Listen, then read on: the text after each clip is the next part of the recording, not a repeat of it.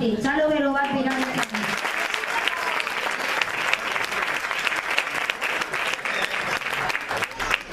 La ganadora de quinto B es Susana San José, Chalo Berrobat Perales.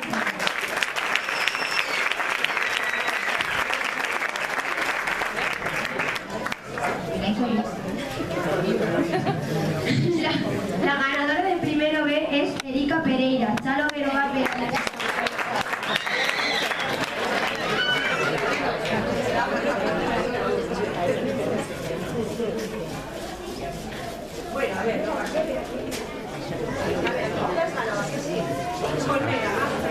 ¿Quién trabaja? La ganadora del tercero A es Mireia Fernández.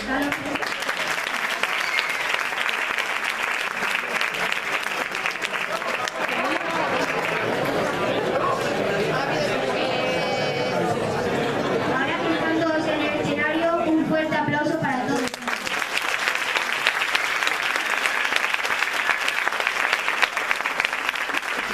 Ya vamos a comenzar con las actuaciones. Aurrera Lengua Coa.